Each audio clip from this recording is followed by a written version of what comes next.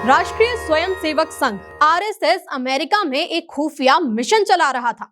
चौंकिए मत, ये हमारा नहीं बल्कि अमेरिकी वेबसाइट प्रिज्म की रिपोर्ट और कई प्रोफेसर का दावा है। क्या आप जानते हैं कि आरएसएस अमेरिका में पैठ बनाने और अपने हित में सांसदों को प्रभावित करने के लिए लॉबिंग कर रहा था? कैसे, कब, क्यों? आपके हर सवाल का जवाब इस वीडियो में मिलेगा, इसलिए आखिर तक जरूर देखें।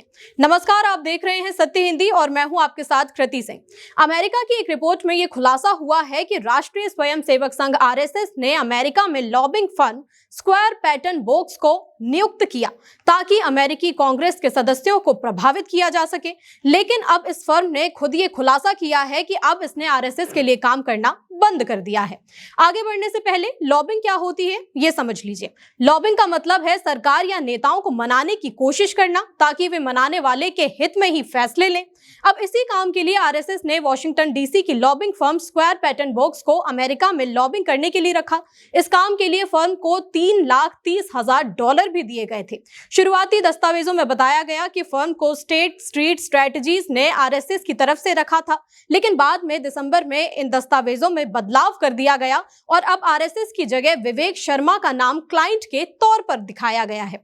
रिपोर्ट्स के मुताबिक विवेक शर्मा अमेरिका में रहते हैं और कोहेंस लाइफ साइंसेस के चेयरमैन हैं, लेकिन पुराने दस्तावेज अभी भी अमेरिकी वेबसाइट पर मौजूद हैं जिनमें आरएसएस का ही नाम लिखा हुआ है। प्रिज्म नाम की न्यूज वेबसाइट ने इस पूरे मामले की जांच की थी और बताया कि आरएसएस ने अमेरिका में पहली बार लॉबिस्ट को रखा था और ये सब खुलासा तब हुआ जब फर्म ने अमेरिकी इतिहास की प्रोफेसर ऑड्रे ट्रुस्के को ईमेल भेजकर आरएसएस के मिशन और इतिहास की जानकारी देने की कोशिश की।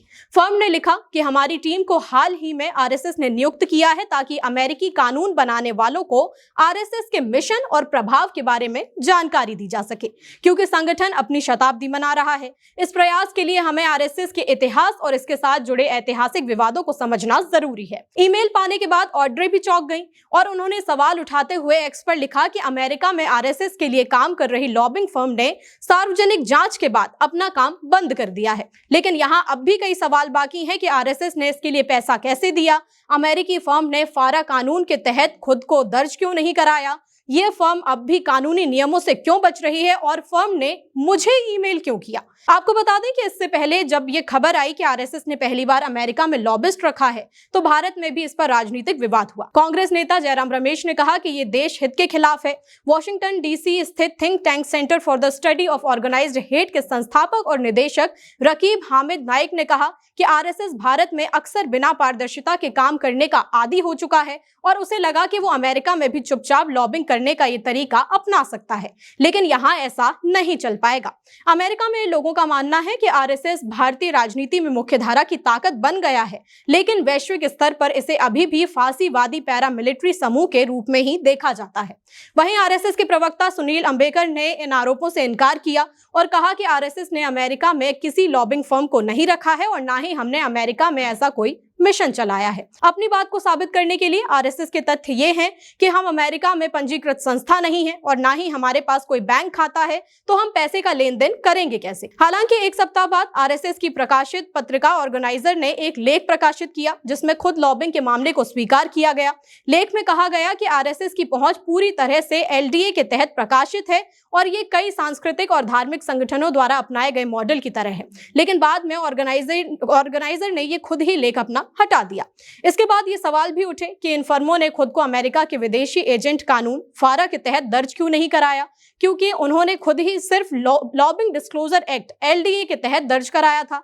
अमेरिकी न्याय विभाग के मुताबिक अगर कोई फर्म विदेशी कंपनियों या व्यक्तियों के लिए काम करती है तो उसे फारा के तहत रजिस्ट्रेशन की जरूरत नहीं होती, लेकिन अगर वही फर्म किसी विदेशी सरकार या राजनीतिक पार्टी के लिए काम करे तो फारा के तहत रजिस्ट्रेशन जरूरी हो जाता है। आरएसएस ना तो सरकार है और ना ही राजनीतिक पार्टी, इसलिए ये रजिस्ट्रेशन जरूरी था। अब इस मामले पर अमेरिका में एक याचिका दी गई जिसमें न्याय विभाग से कहा गया कि इस पूरे अभियान में फारा कानून तोड़ा गया है या फिर नहीं, इसकी भी जांच की जाए।